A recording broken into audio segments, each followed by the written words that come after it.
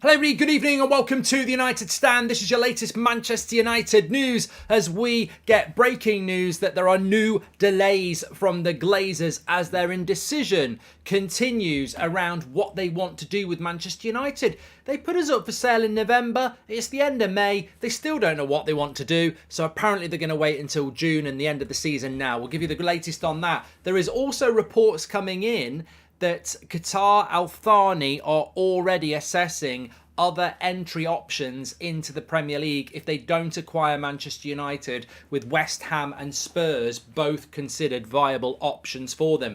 This is not breaking news. This is not shocking news. This is reality news. And I'll tell you what, if Qatar and Al Thani go after West Ham, I guarantee you it'll be absolutely fine to the British media and everybody else. It's only because it's Man United that it's a moral dilemma. I guarantee you, if we end up with Sir Jim and Al Thani ends up buying West Ham, no one will say a word, because it's West Ham United, not Man United. So we'll talk about that as well. Also a little bit around Anthony Martial potentially going on loan to another Premier League club next season. We'll talk about that. Dean Henderson, very big option to go back to Nottingham Forest this summer. I think it's a good move for him. I think it's a good move for Forest. And I think it's a bit of money in the bank for Manchester United. So we'll talk about that as well. I don't really want to talk about Man City. They've won the Premier League. They've played today. They are the dominant force in English football. It used to be us. But I'm sure some people want to talk about that and how and if Manchester United can ever compete with them. In the current guise, absolutely not. Not a chance in the world. We would need change, and that's what we would need. Anyway, so let's get into the show. So where should we start? I mean, look, a lot of people want to talk about the West Ham story around Qatar. I'm sure they will, but let's talk about the breaking news that's come out today. There's not been loads out today, but this is coming from Rob Dawson in ESPN. He's saying that breaking, Manchester United owners, the Glazers family, are considering delaying a decision about whether to sell the club or not until after the end of the season. Now, the end of the season is actually 2 weeks away. It would be 2 weeks today that we would have found out from the FA Cup final last night. So this is another 2 weeks, and obviously if we win the FA Cup, they've got the glamour of that. I mean, I don't know anymore. But it goes on to say one of the reasons for the delay, according to one source, is that the Glazers are still trying to come to an agreement about their future with United, particularly because Joel and Avram Glazer are reluctant to give up that stake. So look, I'd love to say that that's breaking news. I'd love to say that, well, it is breaking news. I'd love to say that it's new news, but ultimately, it's the fear of every Manchester United fan. That's where we're at the moment. Look, that they don't know what they want. They're still delaying, and ultimately, this is why Sir Jim Ratcliffe, for me, is an enemy of the football club based on what we know. And obviously, in fairness, there might be stuff we don't know. But based on what we know, and it's been out there for weeks, he's given the Glazers an option.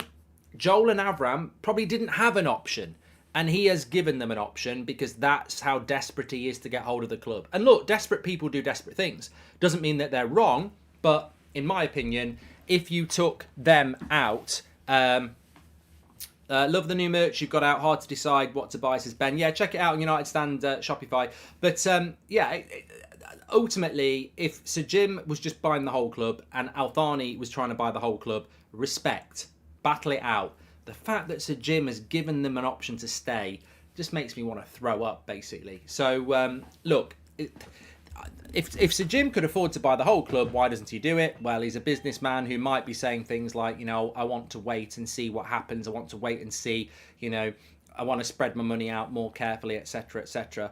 But I think ultimately, it really is a difficult one because I don't really have a massive,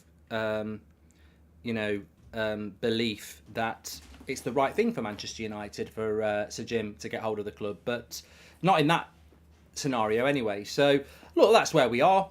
Manchester United is potentially up for sale. It's potentially going to do an investment deal to keep Joel and Avram in place. Welcome to members of the club, Sean Smith. This is coming in this afternoon from Rob Dawson that we could be waiting and probably are going to be waiting another 2 weeks. The FA Cup final is on June the 3rd, is it? So we've got another 2 weeks of waiting to see what happens. So we're going to be... Look, I don't need to spell it out to you lot because you're clever. But the reality is, in 2 weeks' time, it's the early part of June. if you agree at that point you're going to sell the club to Al Thani, what do you expect him to do on June the 5th? The deal won't be done on June the 5th is what I'm trying to say. It could be 2 months after that. I think that whatever happens, we are going to have an uncompetitive transfer window because there is no way there's 250 million quid sitting around to be spent this summer. So we're looking at all summer chasing Kane, maybe Rabiot on a free, maybe Kim Min-jae. And that's going to be the limit of what we can do this summer because we are walking into this summer transfer window with our pants down and our hands tied behind our back. And I know that's a horrible scenario to picture, but that's basically what we're doing. The Snail has just joined us as a member, and how ironic. 2 weeks' time, we still won't know who's buying the club. 2 weeks' time, the transfer window basically opens. I mean, people, and I think some people out there think, well, if they say in 2 weeks' time we're being bought by Sir Jim, we can just go and buy players. Sir Jim's not getting the club in 2 weeks. They're just deciding that that's the deal they want to work ahead on. You've still got to go through all the legal ramifications, the movement of money, the negotiations. Remember, even if you're Team Sir Jim, he's still got to sit down and go through the negotiations with the Glazers about what voting powers they'll have, what place they'll have on the board, whether he can get rid of them in 2 years. Absolutely ridiculous. Absolutely ridiculous that this club was put up for sale in November and we're now going to be in June and we're still no further forward. This was meant to be done by March. Not my words, the words of The Athletic, The Telegraph, the Manchester Evening News, because that's what they were briefed. They were briefed by the club that this deal would be done by March. 3 months later, still not done. Catastrophic impact on the transfer window. When you look at what Man City have done today and you go, how do you compete with that? Well, you don't compete with it with a catastrophic summer transfer window. But how are we going to compete with Liverpool, who are going to have a good window? Chelsea, who will have a good window? Arsenal, who will have a good window? Newcastle, who will have a good window? And then you add Man City. That's 5 teams that are going to start level with us in August with a better transfer window. That's worrying, and that's what we're being delivered by the Glazers. So next year could be another year of, you know, foot on the accelerator but the handbrake's on. Hi Mark, it's been very quiet recently about the sale. Isn't that usually a good sign, meaning something is happening soon, says A11? Well, I literally just spent the last 5 minutes talking about why it's not quiet and etc. But there we go. And where does that feed into? Moon Goddess says, well, Qatar should give them an ultimatum, either sell to me or I'm gone. So there's an interesting story coming in from Spain. I'll get the pronunciation completely wrong, but it's called El Paz, which is L-E-L and then P-A-I-S. Got to say, it's not a Spanish outlet I know loads about, but apparently they're very, very big. And they are quite good in relation to Spanish football. So they're saying that Al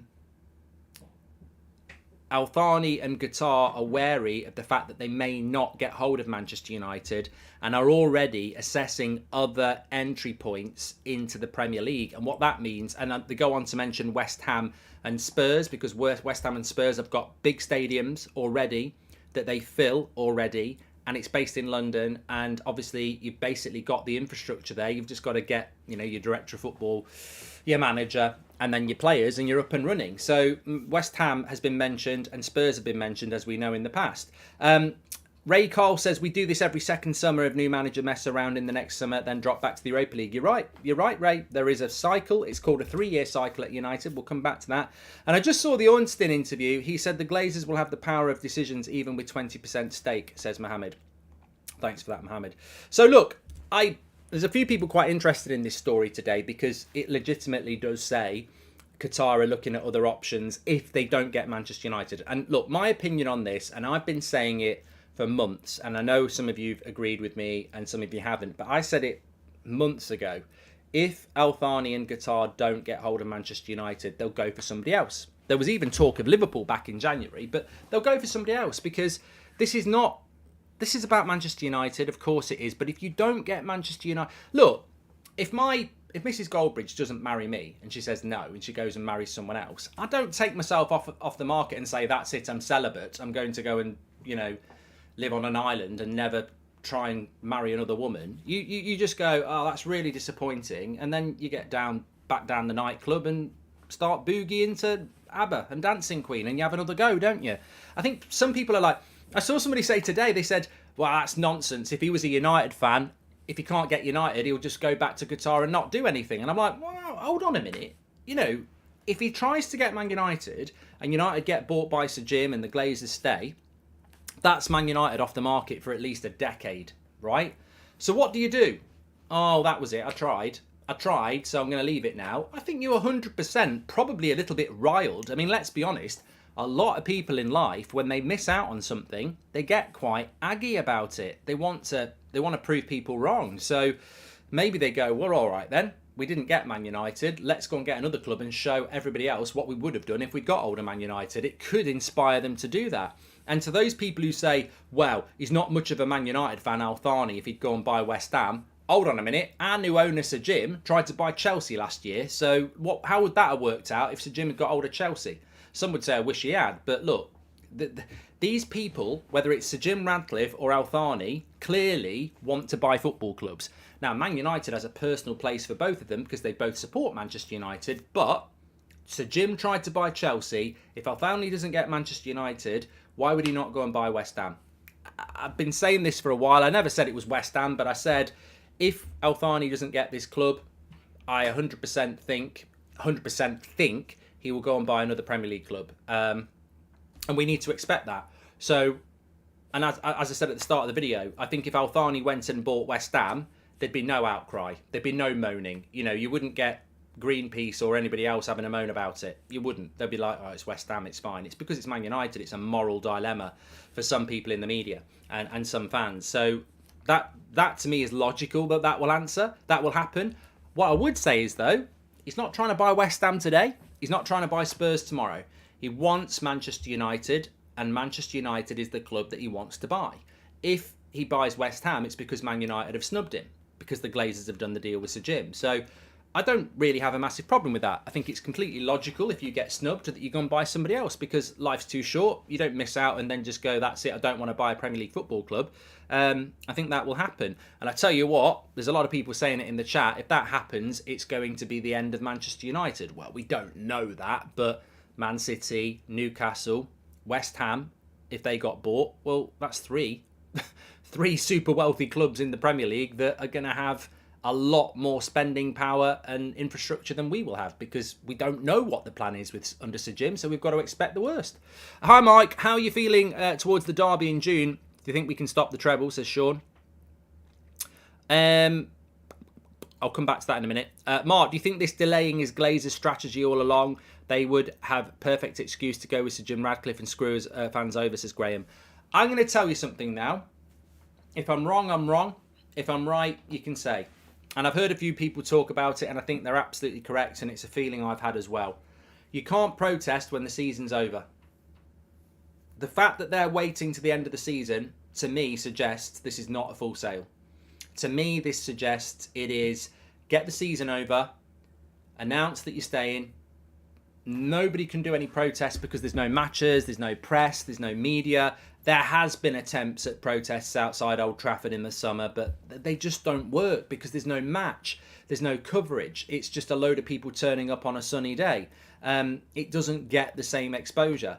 I think that, to me, this is really big hint time that they're waiting to the end of the season because they know fans can't boycott games or, you know, cancel games or go absolutely mad. If anything, this suggests that they're looking to stay, which is not speculation. Like, everybody says that. The reason they haven't sold to Al Thani so far is because Joel and Avram are still thinking they want to stay. And if they are going to stay, look, put it this way. If I'm Avram or Joel and I know I want to stay, do you announce it tomorrow? Or do you wait until after the FA Cup final when the season's over? You definitely wait till after that. And then you piss off to an island in the Caribbean or something like that. You lie low for a couple of months. Let Sir Jim do all the PR. You know, I'm going to do this, I'm going to do that. Let's buy Harry Kane. And then the start of the season, people are like, let's see what happens. By which time, you've already stayed for 2 months and people are leaving you alone. So it's the classic... Look, what happened when Solskjaer got beat? And was it Liverpool? And we went into an international break? And everyone was demanding he got sacked. Man United just all disappeared for a week and a half. No one said anything for a week and a half. And then you come back and you go, yeah, we support him.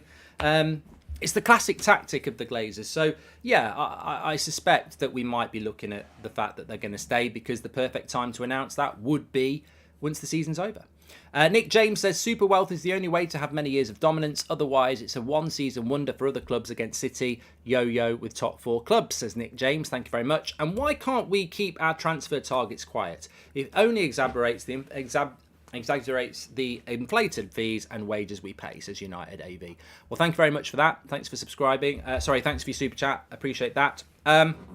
So, yeah, if you're just tuning in a little bit late, the Glazers not going to announce the sale of Manchester United or what they're going to do until after the end of the season, which, of course, leaves them in a strong position that if it is a decision that they're going to stay, then nothing's going to happen about it, is it?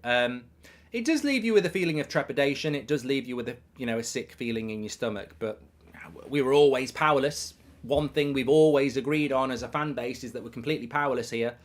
These votes about what you want and who you want and why you want it, we were always powerless. We don't own the club. It is our club, but we don't own the club, and we've got no say in what happens. And yes, it feels remarkable that these two brothers could stay at the football club, considering the damage they've done over the last decade, but that's how powerful they are. It's how many times have they gone like that to the fans?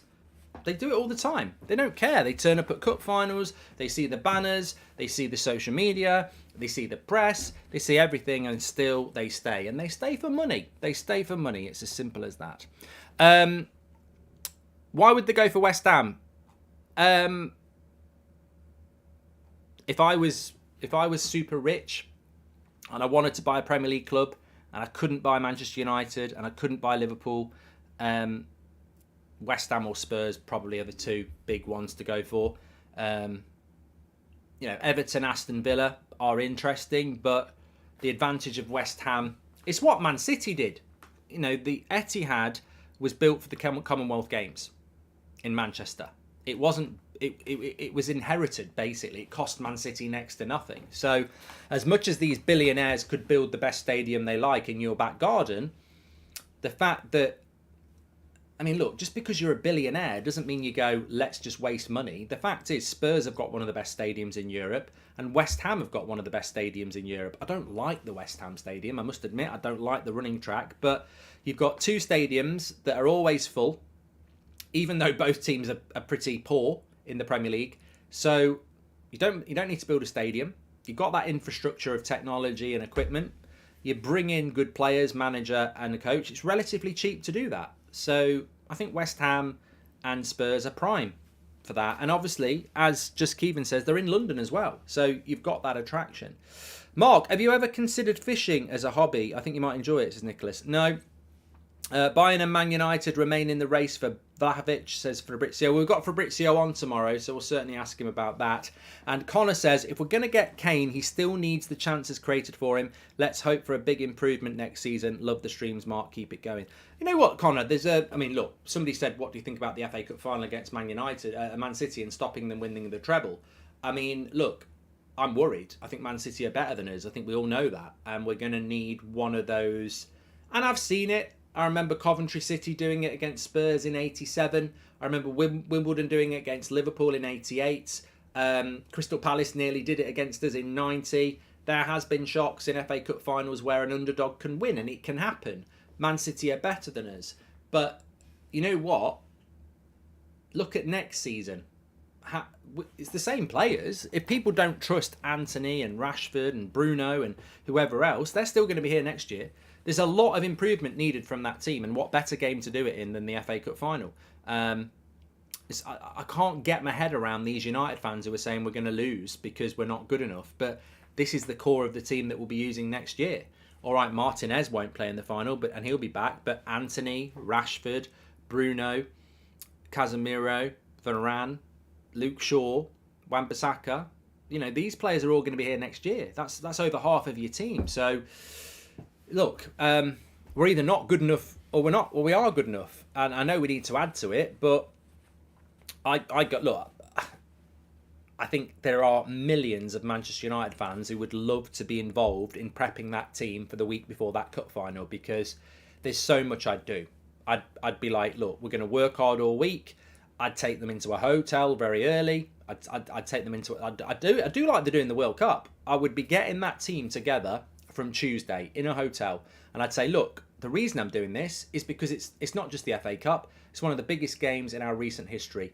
And on an evening, I'd be getting the morale up. I'd be, showing them clips of the 99 side and just making them aware of how big that is for the club and how big their role is in this game, because they've got to grasp it. I'm sure they do, but they've got to grasp it. It's so important. It's not just a game. It's massive. It's absolutely massive, because if you get it wrong and you lose, fine, Man City are better than us.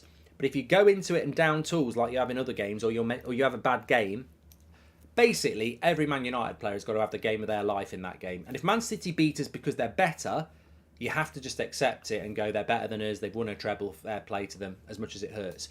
But if we go into that game and there's 4 or 5 bad performances, that will rile the shit out of me, and I'm sure it will you. They've got to get it, and they've got to play their best game of the season. And if they do that and we lose, there's nothing we can do.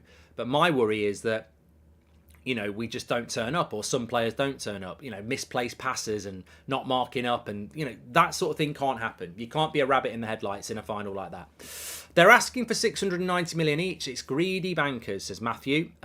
Greedy something else, Matthew, as well.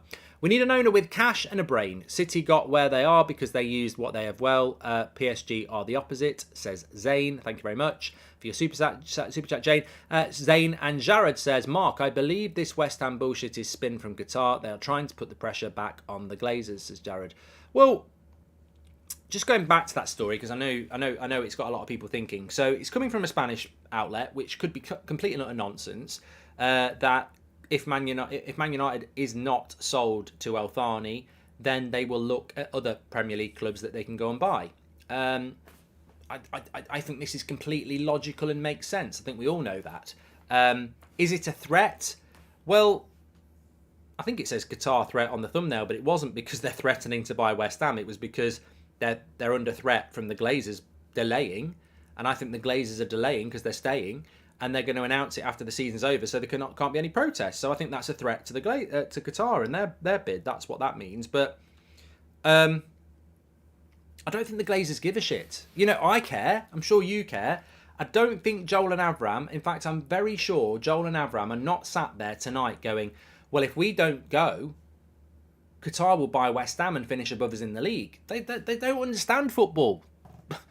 There's 18 years of evidence. They don't understand football. They'll be thinking we're staying and Sir Jim's going to make the value go up and we're going to make more money. Their brain will not go, well, if they go to West Ham, that's West Ham, Newcastle and Man City with more money than us. That's 4th place every year at best. They won't think that. They won't know that. They're not intelligent enough to figure that one out. They'll be like, well, we're staying to make money. There might be a Super League in the future. They won't care if Qatar ring them up and say, if you don't sell to us by the end of next week, we're going to go and buy West Ham. They don't care. They don't understand football. They've got no idea what will happen if that happens. It's not that City might be better than us. They are, and that is unacceptable. We need Qatar because we will be fighting for 4th every season under Sir Jim, says Jack. John, thank you very much for your super chat. And with Qatar, they are offering 5.6 billion, so 7 billion. And if they pay the New York Stock Exchange, they would have 3.9 billion for the Glazers, which converts to 3.1 billion, says John. There we go. Well, look, we'll have to wait and see. I mean, I'm more than happy to go back to that, but we're sort of going over the same thing now, half an hour into the show. I do want to talk about a couple of other things. Dean Henderson. Red says that football isn't that robotic, Mark. What? That people with super wealth aren't successful? You might want to remove your head from your arse, mate, and have a look at what Man City have done. 5 titles in the last 6 years with super wealth. Newcastle were a relegation club less than 2 years ago. They're now a Champions League club with super wealth. Football is very robotic when you've got super wealth. Blackburn Rovers did it all those years ago. They were a nothing club. Jack Walker comes in, they win the Premier League. Chelsea were a nothing club. You used to be able to park your car behind the goal at Stamford Bridge. Now look at them. I'll tell you what's robotic, mate. Super wealth. If you've got it, you will get success. There's very few clubs out there in Premier League history that have had super wealth and failed. Very, very few. Most of them succeed. So it is that robotic, I'm afraid. the next club that gets billionaire ownership, whether it's Man United or West Ham or Liverpool or anybody else, they will be successful. They will be successful. 100%. 100%. Red says, look at Chelsea this year. Yeah, let's look at Chelsea for the last 15 years, mate. What's your point? We're now using 1 year under Todd Bowley as the example that super wealth doesn't work. Watch what happens next year. Even an idiot will get it right with money. And he has made a lot of mistakes, but they'll get it right. They will get that right, definitely. Ehab says Dean Henderson, hashtag Dean Henderson in. I think you're in the minority, Ehab, who is one of our members, one of our moderators. Big shout out to the moderators as usual. So yeah, there's a story coming out last night, actually I missed it on the morning show, that Nottingham Forest would really like to sign Dean Henderson on a long-term deal. Obviously he was on loan there until Christmas, and then obviously he's been injured, and he's not been a massive reason why they've stayed up, but they do like him, and he's apparently interested in it, but wants to see what's happening with De Gea at Manchester United. Nottingham Forest have stayed up, Fulham have stayed up, Bournemouth have stayed up. I think all three of those clubs next year really should be looking to avoid being in a relegation battle because it's year 2. Forest are in a much stronger position than Bournemouth. You could argue they're in a stronger position than Fulham because they've got a lot of money to spend, and they've got Cooper, who's got a year of understanding a load of players that were thrust upon him. I don't think it's a bad idea for Dean Henderson, but I think he's... Eric says, cheers, everyone. I think Dean Henderson's in a position where, if I was him, I would just wait and see what my options are, because you never know. You might get a Spurs. You might get a Spurs option, which is with all due respect to Forest, it's a bigger club. So I think he's right to keep his options open, but I think Man United are probably have a role to play here. Remember we talk about being ruthless and aggressive in the transfer market. I think if you're Ten Hag and Man United, you've got to be ruthless there and say, look, find yourself a club quick because you haven't got a future here. And I know that sounds really harsh, and I know some people like Dean Henderson, but we've been down this road before. Whether Dean Henderson's number 1 or he's number 2, it doesn't work with De Gea and Henderson, because Henderson starts the season, makes a mistake in his 4th game, everybody's demanding De Gea comes in. And then De Gea comes in, and then the Dean Henderson fans are demanding he's in. It's a toxic environment. If you want Dean Henderson as your number 1, you've got to let David De Gea go. But he's not going to go. He's going to sign a contract. And we already know that De Gea and Henderson doesn't work. So you've got to remove one of them. I agree. If Dean Henderson stays, David De Gea's got to go. Obviously, that's not going to happen because he's going to sign a new contract. Therefore, you've got to sell Dean Henderson. And also, there's money there. There's 25-30 million pounds there that you can knock straight into your budget, of which we haven't got a big budget. So I think that it makes a lot of sense to do that. And there might be a better goalkeeper that you can bring in for it. So I think that whether he's going to go to Forest or somewhere else, obviously he's going to think about his options. But I think for his sake, for our sake, for Ten Hag's sake, for David De Gea's sake, it just doesn't work, Henderson and De Gea. You've got to have just Henderson or just De Gea, and then bring another goalkeeper in. So yeah, we'll see what happens with that. What guarantee do the Glazers have they will be part of a Super League if the club's legacy and finances continue to diminish, says Stephen Rossi. What you've got to remember about the Glazers, Stephen, is they're not very intelligent. Period. They are... I don't know whether you've ever come across people like this in your life, and don't be filthy, but have you ever met people who come from money and they call them the Silver Spoon Brigade because they basically haven't had to work for anything. They've always had money, spoilt maybe, everything's on a plate for them. So, they get this reputation of being good business people. But, I mean, ultimately, Joel and Avram and those siblings, whoever they are, they've inherited their dad's vision, their dad's wealth. I don't think they're good business people. I certainly don't think they've got any knowledge of football. So they're dangerous because you say, why are they hanging around? They don't understand football. They've never understood it. The evidence is there. They probably think at some point, well, they do think that Man United is undervalued. They think we're worth about 10 billion, really. And they think that being given 600 million now to go is an insult. They think Man United's going to be worth 10 billion in the next few years, so they want to hang around for more money. Where's this value going to come from? We've seen what's happened to the share price in the last 5 years when we haven't won trophies.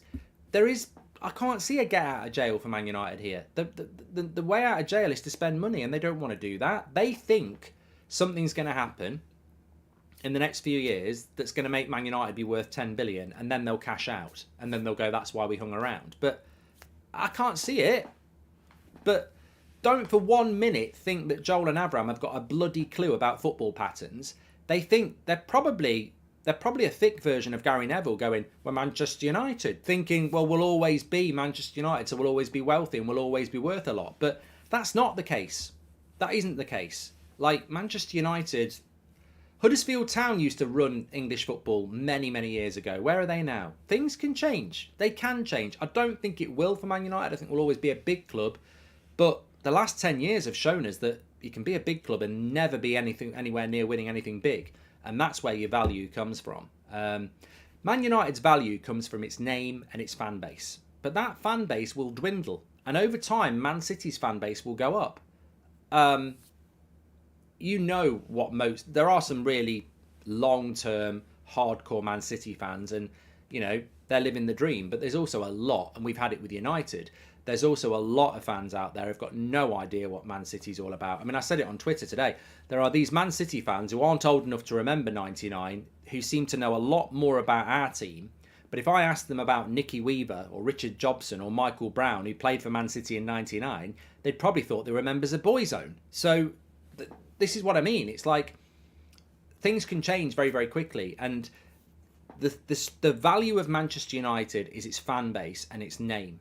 That doesn't win you trophies. We're powerless, as we know.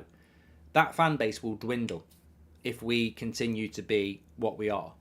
And our fan base should be a lot bigger, because if we'd been run well over the last 10 years and continued to win titles, our fan base would be getting bigger and bigger. You look at the North American market, it's not really Man United's. It's not. It's Liverpool, it's Chelsea, it's Man City, because they've all been successful in the last 10 years.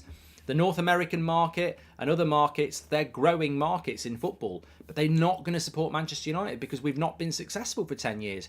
When you open up football to wider world markets, they're new fans. So they're going to go, who's winning? Who's entertaining? Oh, I'll support them. I'll support them. I'll support them. They're not going to go, let me have a look at the History Channel. Oh, United used to be good 20 years ago. They're not going to do that. So this myth that the Glazers had that we're automatically just going to become worth 10 billion, only if we start winning things and big things. And if you want to win big things, you've got to spend money. And the Glazers are just not intelligent. They should go, but they're not intelligent. If people don't think super wealth works, we have more examples of it working over it not working. Look at City, Blackburn, and a couple of decades ago, Chelsea, and even Newcastle already, says Jack. Exactly. Derek says, you wouldn't believe this. I just met Ronnie Pickering at the pub. There you go, Derek. Thank you very much. Make sure you smash a like on the video, by the way. Thanks everyone who's tuning in. And just a shout out, just while I take a breath, I want to talk about the Martial thing now. It's in the live chat and it's in the video description. End of season show, Dublin, June the 6th. It'll be 3 days after the FA Cup final. It's either going to be the biggest party or basically me just moaning about City and whatever. It's going to be a good night though. It's been a long season.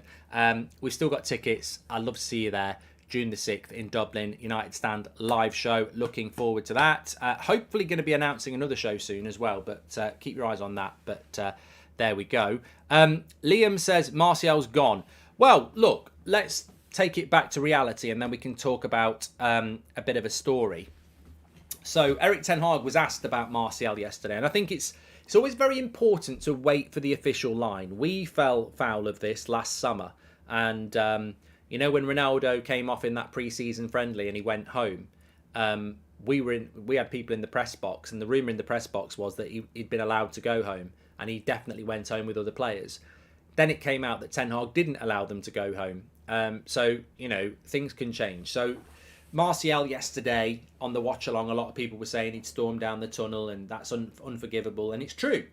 And I always go back to what Ben Foster said about this. He said, in the game, if you've played the game and you get substituted, you don't go down the tunnel because it's turning your back on your teammates, and you don't do that. Unless you're going off on a stretcher and you've got to go straight to hospital, even if you've twisted your ankle, you don't need to go straight down the tunnel. There's not anything they're going to be able to do for you at the ground. They don't have scanners or anything like that. You put your ice pack on and you sit there. So Martial going down the tunnel is not a good look. He did go down the tunnel. Erik ten Hag spoke about it after the game. He said he did go down the tunnel, but he came back, make of that what you want to make, really. There was no clarification about why he did it.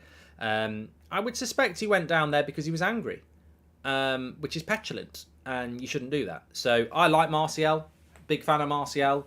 I still hope that there's going to be a Martial moment this season. It could be maybe at Wembley, skip through the Man City defence and become a hero. So I'm not really, even Harry Maguire might come off the bench and score a header. I'm very, very reluctant to down talk any United player at the moment. Scott McTominay could score a 30-yard screamer. I don't care. In that final, you're a Man United player. You could be a hero. So I'm not gonna start going in on players now because we're about to play one of the biggest games in years in the FA Cup final. And who knows who the hero is going to be? It could be bloody Weghorst. Who knows? But that's not acceptable from Martial if he stormed down the tunnel fuming. And it looks like he's gone down the tunnel, had a word with himself, or someone's had a word with him, and he's come back. So, look, at least he's come back and sat down. I imagine Erik ten Hag would probably look at it and go, look, that's not acceptable to do that. I understand why you're angry, but you came back, tunnel that anger into good performances, and we move on. And then in the summer, you solve the problem, don't you? There's no problem to be solved now. You solve that problem in the summer. And interestingly, I don't know where this was coming from. I just got a message about it that apparently Aston Villa would be interested in taking Anthony Martial on loan next season. Well, personally, I think Aston Villa are probably going to spend more money than is this summer. So I don't know why they'd need to take Anthony Martial on loan, because they could probably go and buy Rasmus Højlund if they wanted to, or someone like that. In fact, they might be able to go and get a striker before we do. So I don't think Anthony Martial would suit Aston Villa. And I don't think he'd want to go and sit on the bench behind Ollie Watkins either. So I don't see that happening. But what I do see happening is I can see a loan deal, because he's on 200 grand a week. He's got a couple of years left on his contract. And I just don't think anyone's going to buy him, because we would want at least 30 million. And then that club has got to spend 200 grand a week, and he's injury prone. I can't see an exit route other than a loan. So I think he probably will end up going on loan. I think we'll end up paying his wages as well. Is it just me, or has Lindelof made the defence better? There's been so many clean sheets lately and it looks more solid, says Willie King. I don't think he's made it better, because that would mean that you don't think Martinez is good.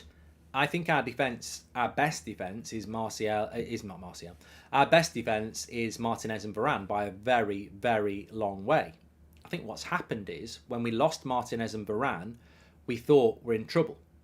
And then Luke Shaw and Lindelof came in and did superbly well. And then Varane's come back and he's played with him and he's continued that. I think Lindelof has been the quintessential backup centre-back. He's come in and done brilliantly well. But we are better with Martinez and Varane, but we don't have Martinez. I don't want to repeat myself, but my worry about Lindelof and Wan-Bissaka is that we'll sell them because people actually want to buy them and they don't want to buy people like Maguire. But, they've done a really good job. And I would keep Victor Lindelof at Man United. I mean, I would hope that he wants to stay now because he's played so many games. And the interesting thing is, will he play in the cup final? I wouldn't play him in the cup final. I think that when you think about the new camp, it was Luke Shaw and Varane. When you think about when we beat Man City at Old Trafford in January, it was Luke Shaw and Varane. I just think Luke Shaw and Varane, that was against Lewandowski and Haaland.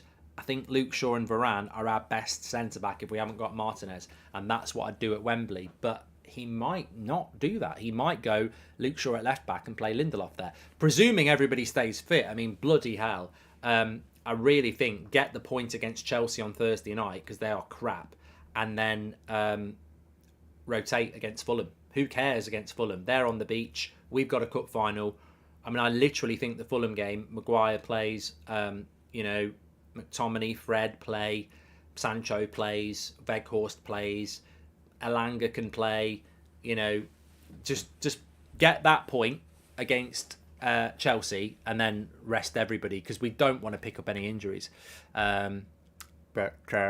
Look, we're looking into the future, but it's coming. and it's the build up to that FA Cup final, and that FA Cup final is going to be incredible. I mean, yeah, it's just, yeah. I don't want to be hoping for a miracle with Inter Milan. We've got, if we lose that FA Cup final, that's the treble going to Man City, because ultimately they should win it, and they deserve it then, because from our point of view, we've had a chance to stop it. If we fail, we can't expect Inter to do us a favour, and I'm sure that Inter will do their best they can, but it's on us to do that. It's on us. Exactly, James. It's on us. If we lose that cup final, I don't want to be thinking, come on, Inter, please do us a favour, because the favour was there for us to do it. Like, we've got to do it. It's nobody else. Rahul says, Mark, do you think Man City can become a legendary club and continue to win and surpass our total trophies record, says Rahul? I think when you say legendary, it doesn't really work for me, because I look at that United 99 side. There's a lot of homegrown players in that first team. There's not any homegrown players in the Man City team, really. Foden hasn't even been playing much recently. It was a different time. The Arsenal side that we were competing against in 99 is way better than the Arsenal side this year as well. It was a different time. But it is a different time, and Man City, in their own right, are the dominant force. And they will go down in history for this period. Whether they win a treble or not, they will go down in history because they've won 5 out of the last 6. That, in 10 years' time, people will look back on that and go, regardless of the treble, they'll go, that is remarkable. And they're not going anywhere either. So you probably have made a good point that this Man City side will, unfortunately, go down in history as a very, very good side that dominated the Premier League for years. And I don't think it's over yet either. They've won 5 of the last 6. I think they're definitely going to win next year. So that's 6 of the next 7. I don't see anybody doing anything anytime soon. I really don't. And it's really weird to say this, but I almost would rather Liverpool win it next year to break it up. But then they break our record, don't they? So it's just not a great time, is it? It's not a great time as a Man United fan. And look, if the Glazers are staying and Sir Jim's taking over, I'll be absolutely gutted. But I hope, it would just be a disgrace, actually. But, you just hope there's some secret plan to make us dominate football, because I just can't see it. I can't see it. I can't see us doing anything anytime soon unless we get a new owner with super wealth. I just can't see it. And that's not being pessimistic. That's just being realistic. I can't see it. And I know there are people out there that think that the future's great under Sir Jim, but, they're pissing in the wind. They've got no idea. They've got no idea which way the wind's blowing with that. It's just pure hope. It ticks a few boxes for them, and I understand that. But there is no plan out there. Nobody knows what the plan is under Sir Jim. The Al Thani plan is very easy to know because it's very simple. I'm very rich. I'm going to spend money. But under Sir Jim with the Glazers, we just don't know really. And what we do know is the Glazers stay, and that's. I think people fall out about this Sir Jim and Al Thani thing, but, if I was having a beer with Sir Jim, I'd say, look, mate, I don't really understand what you're doing, and it's not because I dislike you. Last August, I was quite excited that you wanted to buy the club, but let me just explain why I'm angry. Al Thani's going to buy all of the club and spend a load of money and clear the debt, and that just sounds very appealing. You're going to keep the Glazers, and we don't know what else you're going to do. I'm sorry, I'm not going to cheer about that. It's a horrible prospect, uncertainty, and the Glazers staying. You've got to understand why the fans don't really like your idea, because your publicity is crap compared to that. It's just as simple as that, isn't it? James says, Mark, no one respects City. Their fans can't even understand their success. It's tainted. They're a plastic club, 115 charges of corruption. Yes, James, I don't really have an issue with what you're saying. I'd prepare yourself for those charges to go away. I just don't have any faith. I mean, look, is that not an aspect of super wealth anyway?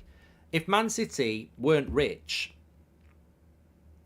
I think some of those charges would stick, but they're going to get the best lawyers money can buy. I don't think those charges are going to stick. Whether they're true or not, I don't think they'll stick. I don't expect anything to come of that because it's so damaging for the Premier League if anything happens. It's so damaging for football if it happens. I think that there might be some deal struck about a slap on the wrist and a bit of a fine, but I don't see that ending up in any big announcement, to be honest with you. I just think it will go away because I think football's about money now. It's not about morals, and the people with the most money win. You know, Qatar got the World Cup. They had the most money. They had the best bid. Man City are winning everything. They've got the most money and they spend it the best. I think football's about money now, and that brings it back to us. This is why when people say, "What do you want?" I've said for a while, it's really not why I love football, and I don't like what football's become. But the horse has bolted. I didn't create it. You didn't create it. If you want to win the Champions League and if you want to win the Premier League, you better have an owner who is rich beyond belief. And that's just the way football is now. So you either walk away from it or you go, I want my club to have it. And, you know, I'm not going to walk away from something that I've adored from, you know, the moment I could walk. I love football and I'm not going to walk away from it. So, you know, and also I'm not going to give up on wanting to see Man United win the biggest prizes. I'm just going to have to accept that football's lost its morals. It's all about greed and money.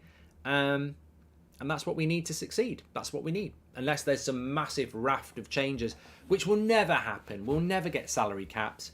We'll never get drafts. We'll never get everybody's got the same money because ultimately the people who run football benefit from all this money as well.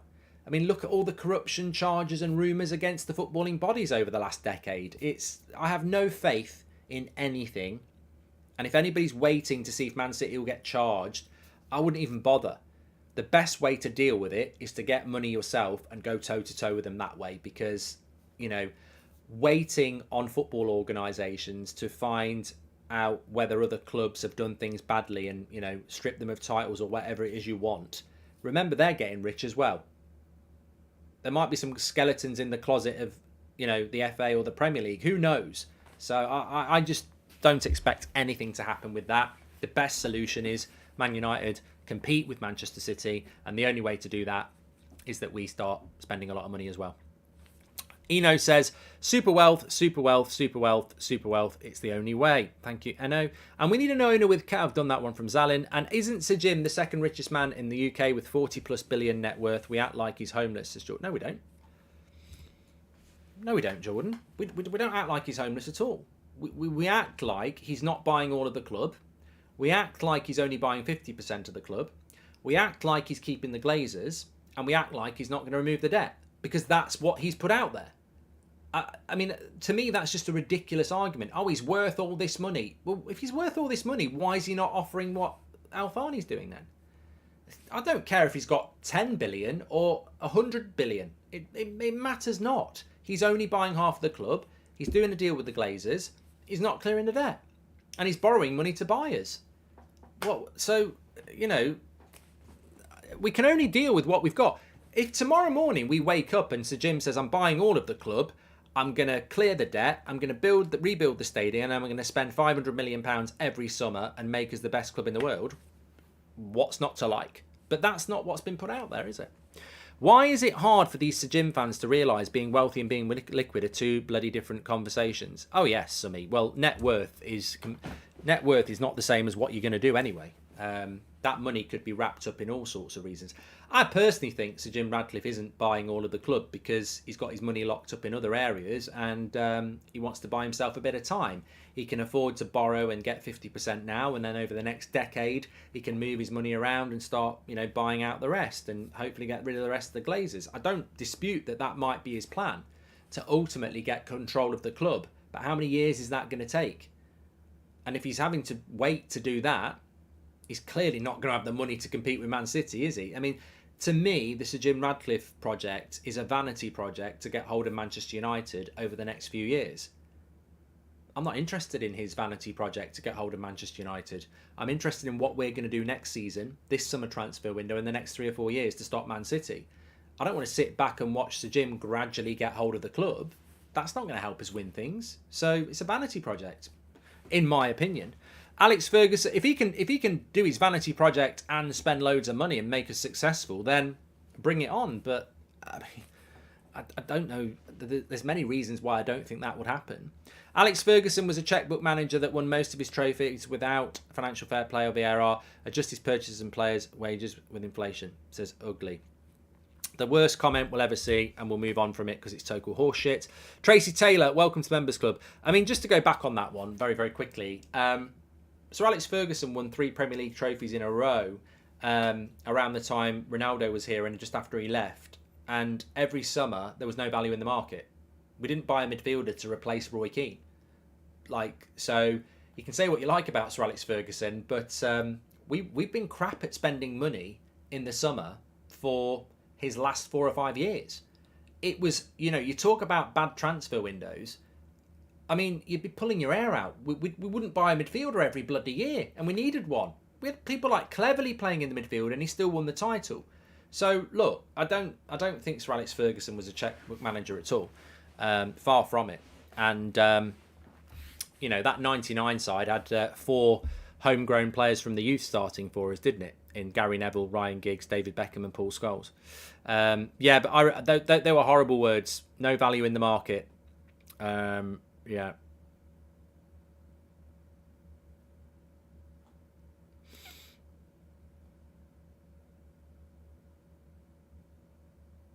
Pep is the biggest checkbook manager in history. Yeah, but you're probably right. Barcelona, Bayern Munich, Manchester City, they're not massively challenging clubs to go and win things at, are they? Especially Bayern Munich and Man City. But is Pep Guardiola not the cleverest manager in football history? I mean, his Wikipedia page is going to look very good. There won't be a line saying that every club he went to, he had an open checkbook. It will be his innovative football, the trophies that he won. I think he's a very intelligent guy who hasn't exposed himself to risk. He's put himself in positions where his genius coaching can be applied to the best players in the world, and it's an algorithm that's going to be ultimately successful. He's a very clever guy. He's not put himself in a position where he can fail, and he's a fantastic coach as well. And checkbook manager, yes. Genius manager, yes. And ultimately, he's probably ahead of his time because he has took himself to clubs where he's got unlimited resources, they're dominant, and yet football is now about that. So Ten Hag becomes a checkbook manager if Al-Thani gets hold of the club. Eddie Howe is now a checkbook manager with Saudi Arabia and in Newcastle. More and more clubs are going to become like this. I mean, Pep Guardiola is ahead of the game a bit, isn't he? It's a bit like Mourinho when he was at Chelsea. It's just the way it is. So yeah, it's I don't really want to go down that road of ripping the piss out of Pep or City for being a cheat code or having an open checkbook, because ultimately we've just spent the last 6 months realising that that's what we need. The blueprint for success is Manchester City. The infrastructure, the manager, the spend, the stadia, the recruitment department, they are the blueprint. We used to be, we're not anymore. I know we as fans don't like to hear this, but the reason the Glazers are in charge and the state of Manchester United has a lot to do with Sir Alex, says HKN. Well, there's a lot of people who'd agree with you on that one. Connor, we're not feeling it as much as right now, but on FA Cup day, the nerves are going to hit us like a train. Hopefully it doesn't affect the players, says Connor. The players need to be hungry. The fans will be nervous. The players need to be absolutely ravenous, because Man City will be. They'll be pumped up. They'll be ecstatic. I remember when United won the treble, and in those last few weeks, destiny calls. You just believe, and a player that believes is a very, very hard player to beat. So we need to be hungry, we need to be angry, and we need to be at that. And you know what? It's a long way off, but whoever the referee is and their attitude in that game could be crucial as well, because Man City are a subtle team. They're not an aggressive team. We're probably going to have to be aggressive. And, you lose a player to a red card, it's over, isn't it? But look, that's all to come. Of course it is. You got to fight fire with fire. Qatar in, says Matthew Booth. And I don't ski freedom, and I probably wouldn't ski now because, probably break my knee or something like that. I do football in the garden, though. There was a cracking goal today. Seb in the mud. He was Edison. I was Bruno. And you can check it out on my Instagram at GoldbridgeMark if you want something like that. But look, thanks everyone for watching tonight. Really enjoyed it. Love the Sunday night show. Another week starts. And yeah, we'll see what this week brings. But it's been a pleasure spending this evening with you, as always. Absolute legends in the chat. Don't forget, tickets for the Dublin show. Links in the live chat. And it's in the video description. Looking forward to seeing you all there. And thanks very much for watching. Take care. Enjoy the rest of your evening. We'll see you tomorrow. I've got Ben Foster on the show again tomorrow, and Fabrizio. So it's a great start to the week, actually. I love doing the video with Ben, and we've got Fabrizio at lunchtime as well. So a good start to the week, and we should get some very interesting updates as well. Take care, everyone. Speak to you all in a bit.